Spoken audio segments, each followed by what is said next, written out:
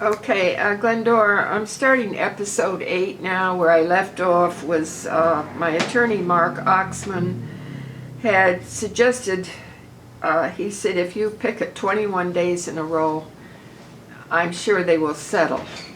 So when I went down to Florida, the Deutsche Bank, one of their they have a separate building down there which Bankers Trust used to be in. So I decided that I was going to pick it for 21 days. And I think a couple of the days I might have had someone with me, but basically I had to do it alone. And as I said quickly before, was that the police stopped me. It's a public sidewalk, of course, in the front. And you know, in Palm Beach there, it's quite elegant. They have a two-way thing with an aisle and grass in between. And it was, you know, a pleasant atmosphere actually, but the weather was warm. But the police came on motorcycles and they said, you know, they don't want you to pick it anymore. And I said, well, I need proof that I can't, you know. And they said, well, they're telling us you can't do it. So anyway, I said, okay, I'll go to the county office. So I did. I went to the office and I said, just show me in printed, you know, one of your books or printed, that I'm not allowed to picket in Palm Beach or protest. And they said, well, they would have to look for it. I said, okay, I'll stop for a day and I'll be in touch with you. I'll give you one day to find it. So the next day I don't think they called me actually. So I went to see them or call them, I think I did. And I said, what happened? They said, well, we can't find anything. I said, okay, so it means I can pick it. So they didn't know what to do. So I did. They tried to tell me, oh, in elegant Palm Beach, you know, you cannot pick it. Well, I'm sorry. It doesn't go that way as far as I know. So anyway, I did pick it. And I kept on the phone, I kept in touch with my people in New York on the phone because they wanted to know what was going on, you know, how I was and all that. Then the Palm Beach Post, the paper, came to me, and the Daily News. I had been in touch with them before, I know, for other situations. Anyway, they sent someone over there to interview me. And she was very impressed with me, my determination, my reason for picketing. We always sensed that she might have had a law background. She was very informed, very intelligent. And so she interviewed me, had me in her office. She also called New York a lot and spoke with one of my group who did a lot of research and knew things, had the legal papers and everything.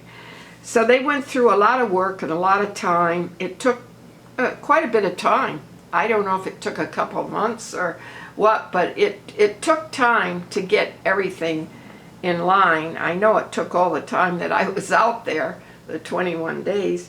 So anyway, in 2005, it was the weekend that Donald Trump got married in Palm Beach. So there were a lot of people internationally and nationally, you know, a lot of important people came around. And that's the weekend they put it in the Post, which was really something. But I'll tell you, it was an extensive interview. It was very large in the Sunday paper, I think in the business section. And they had photos of me in there. And anyway, as I say, they spent hours, and she said, you know, I think you are only the tip of the iceberg. However, she had a huge article with the photos taken at my villa by the piano, which was in the piano, actually, my husband had purchased from my sponsors in Grand Rapids, Michigan, when I had sponsors for my music. So we had, it was a Steinway, but it was a small grand, it wasn't a large concert grand or anything. But anyway, it was a nice piano, and I had that in Florida there. So the photographer came and took pictures of me at the piano. And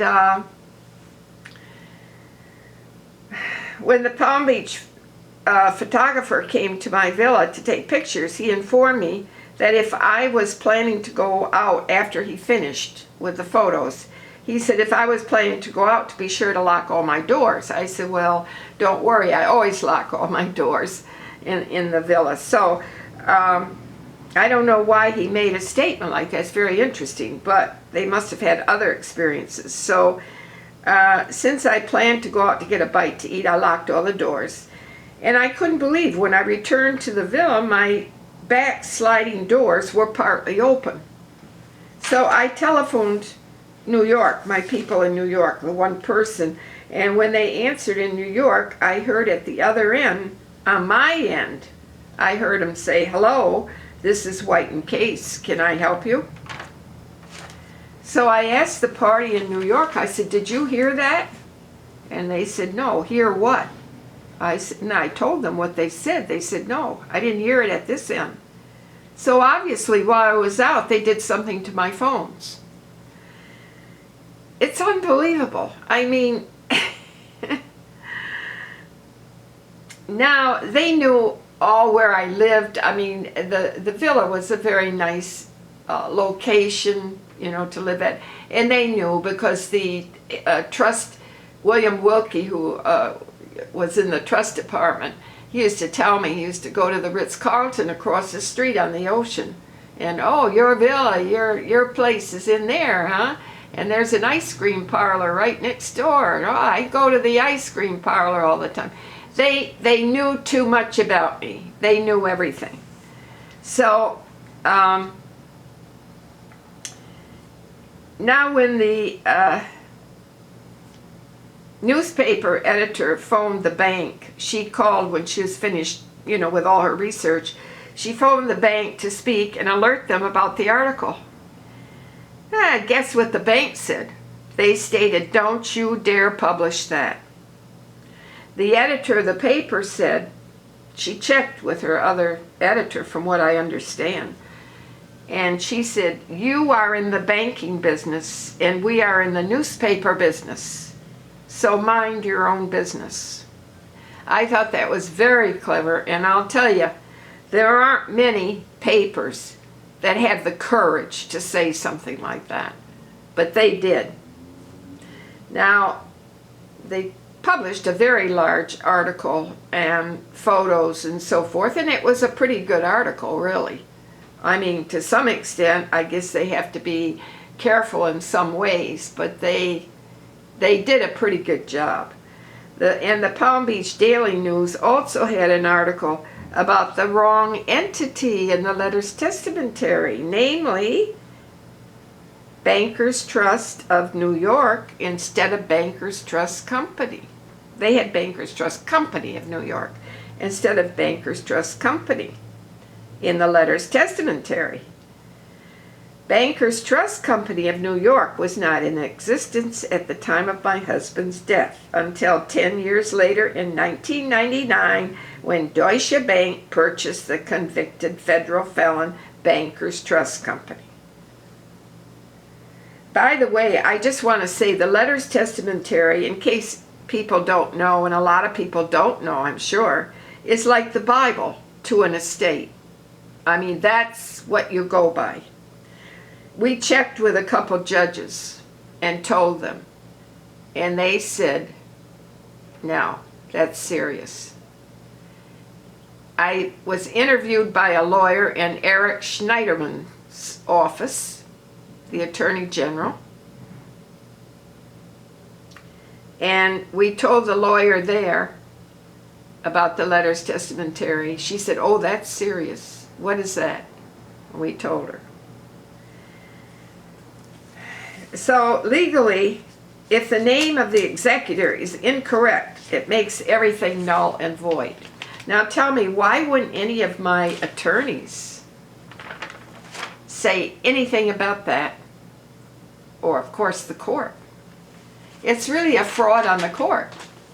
And none of my attorneys. Finally, one of my people in New York wrote the different attorneys I had and said, why they brought the problem up to them even after I left them and said, were you aware of the fact the letter's testamentary? Some of them didn't even answer, and others would just try to dodge it. I mean, it was unreal.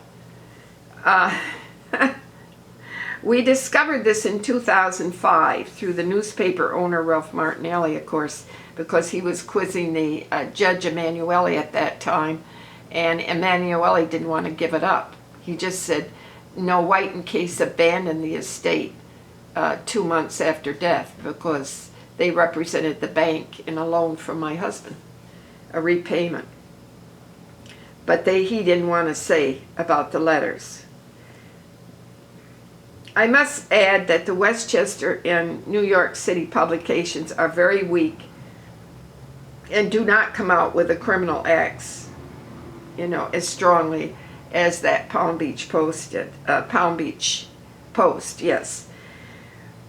I'm sure they are either threatened in the same way or another, and the Palm Beach Post was as they were, but they had a strong editor when she had proof and facts and she took time to listen. So I like strong people. I don't like these other people that are weak. They end up lying. We did not stop. We kept trying to make contact, and several events took place. Now, I don't have exact dates on everything, but now we're up to year 2005, and a lot of things happened from 2005 to 2000, mainly 2014, and after that, other different things happened from 2014 to today, 2020. I think it was around, it was already 2009. We had another contact. It was, we were invited to speak for the New York State Senate Judiciary Committee. And the head of it was Senator Sampson. We came to the committee, and another victim, not a banker's trust, but a victim of another bank, several banks in fact, was Elliot Bernstein, a friend of ours, and he came to speak there also. And Gisela Weishaus, who was from the Holocaust Injustice Affair, she came there also. And they didn't want the three of us to speak. When we got there, they said, oh no, you're not going to be allowed to speak. And we said, why not? What's the problem? Well, I don't think we'll have time for you people. And they tried to avoid us. So we got a hold of another political person we knew and asked him if he could do something about this for us. And he said, yeah, I'll get in touch with someone. So he did. Probably the same senator that got us to Elliot Spitzer. But anyway, whoever it was, he came up there, he got in contact, and he got it so that all three of us could speak. The problem is, White and Case sent two of their people there again, two women there to observe, court observers, And they found out, before we got our break here through a politician, they found out that we weren't going to be allowed to speak, so they left. Well, guess what? But we got allowed, we were allowed to speak. So the head of the Senate Judiciary Committee, Senator Sampson, was interested in my case, and of course we always pursued our cases too, but he was interested. And through our contacts, we got to testify, and he listened to it all, and he heard the others too, but they were, Elliot was from out of town, of course. So anyway,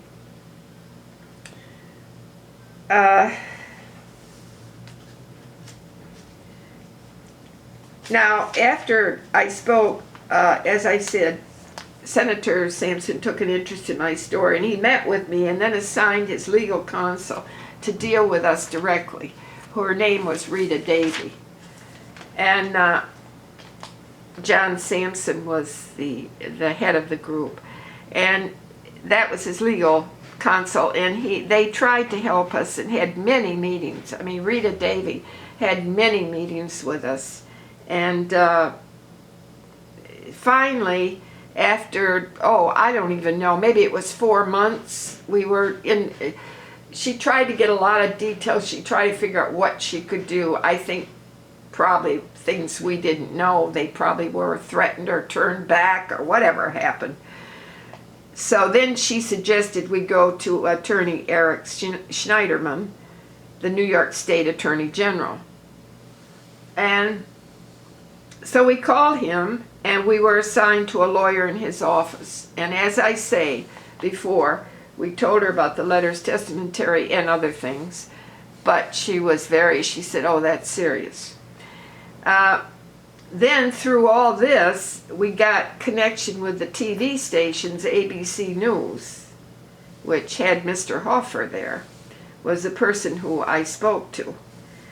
And he was very interested in my case. And he interviewed me in the back where they heard different people speak for the TV station, ABC. So he called me to the back and he wanted to talk to me. And my person from New York was with me and explained things to him and so on. He said, good. He said, I'm going to put you in touch with our producer, to interview you and so on. Well, guess what?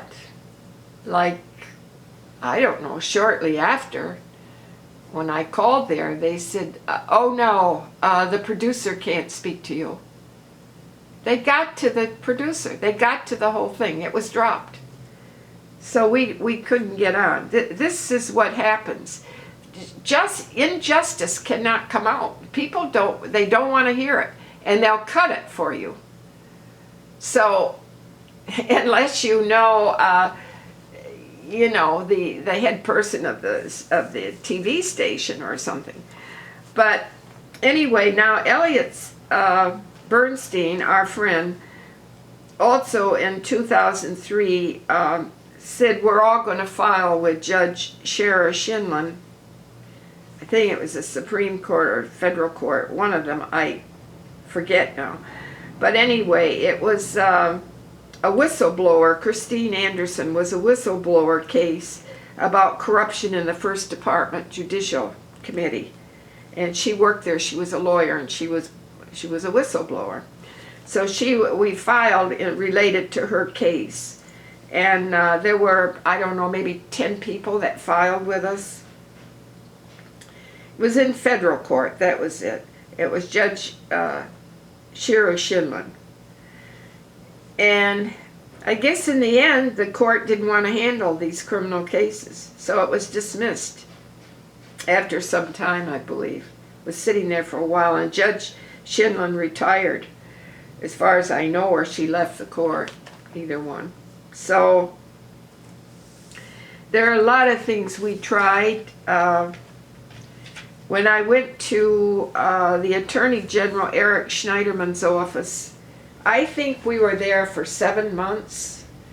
I forgot the name of the lawyer in his office, a woman who interviewed us. I think I didn't call her that often. I might have called her 3 times in the 7 months and asked her, what's happening?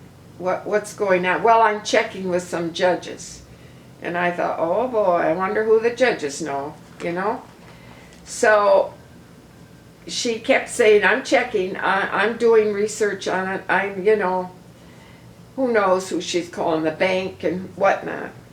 So, and you know what they're going to say. So, anyway, finally, after about 7 months, I got a letter from her, and I don't have it in front of me, so I can't say the exact words. But basically, it was a short letter telling me that I should go back into court and fight it further. Well, that's what I went to her for. I mean, the injustice going on. So, you see, they couldn't, Here is Eric Schneiderman. Let me tell you. I mean, isn't he in charge of the judicial system in New York State? I mean, and they can't report criminal activity? So, what do you think when you hear these things? What's going on in this state and this country? What's going on? How can anyone get justice? As they said to me in the court, and they said to someone else, they said, there's no justice here. You know? Tell me, what do you do? What do you do to get justice? No one knows about this unless they're faced with it themselves. So these were different people I went to. Now, we had another incident further along, which I think was 2013 maybe. It was a little bit along the way because this was in 2000, this was 2003, 2005, 2007.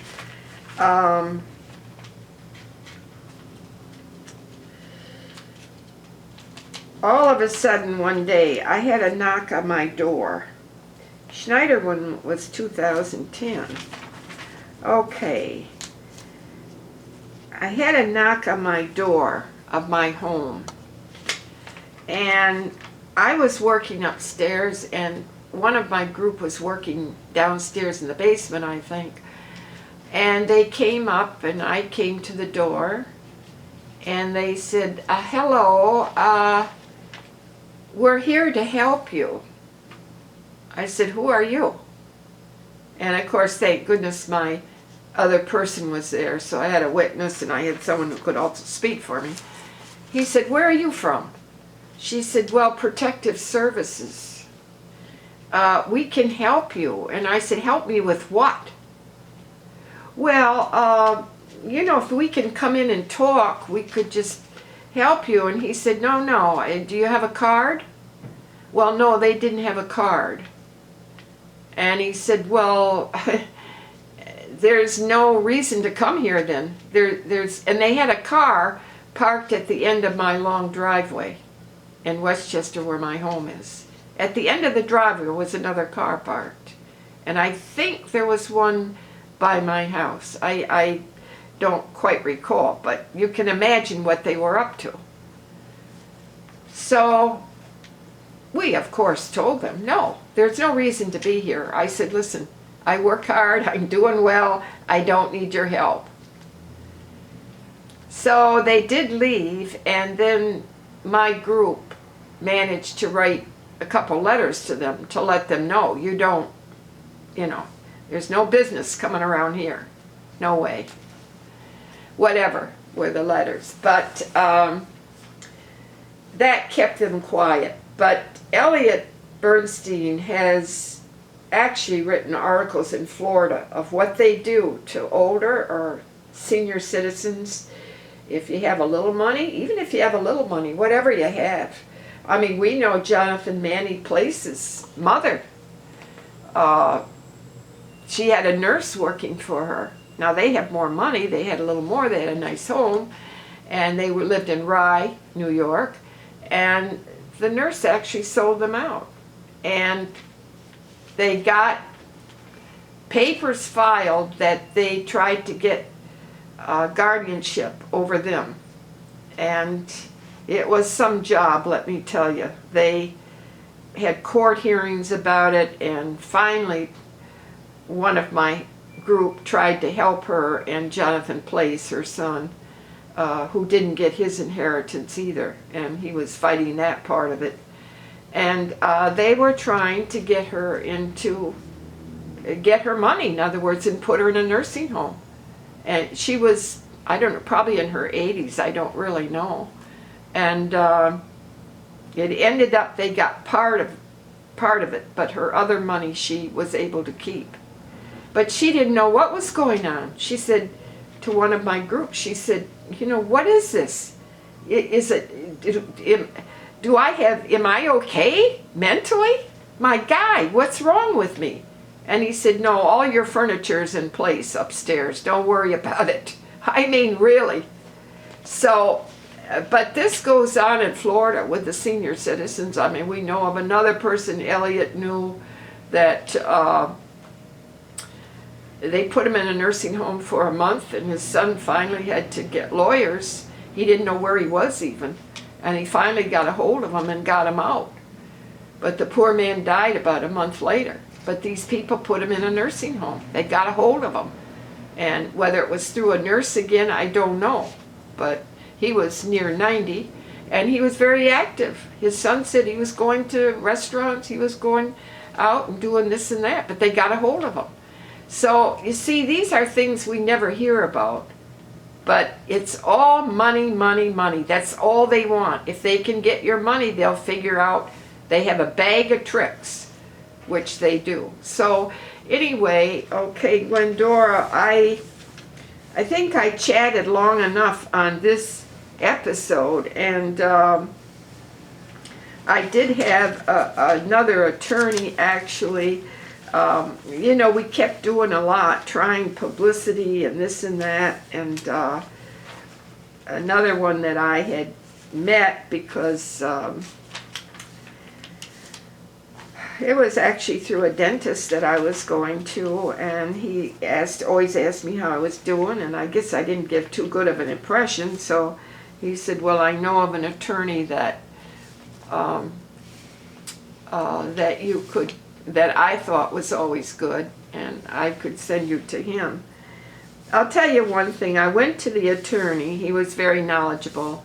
He knew the injustice in the court system. So he looked at all our material. He saw how tragic everything was. So he said, listen, I'm not going to litigate. I'll only negotiate. So he wanted to know who he would go to see. So we said, well, David Kiko, you know, is the attorney for the bank of Pillsbury Winthrop. So he made an appointment with him. He kept in touch with us. And, well, he said, you know, David Kiko, he speaks a lot about himself all the time. I have to stop him. I mean, they're very arrogant. I did this, I did that. And he said, I had to stop him and say, look, my client's paying for the time. I came here to negotiate, not to sit and chat. So finally it ended up after 3 visits or 4, and minus $11,000 from me. He finally said, you know, how much do you want? Well, at that point, I said, I never give a figure. I always say, what will they offer? But finally, he pressed me so much. I said, well, I gave him a figure into 20-some million or something. He said, oh, no, he'll never do that. Oh, no. He said, and then I found out that they're insured. After $5 million, they have to report it to their insurance company. So they're not going to offer you any more than $3 million, maybe 4 if you're lucky. And then he renounced the trust. So what did he had planned to get it in another bank in a trust, which I wouldn't want, because what do they pay? What kind of interest do you get? So anyway, that didn't work out either. That's another. We had many situations because we're strong and we stand up for our rights. So, okay, Glendora, I'm going to have to continue on another episode.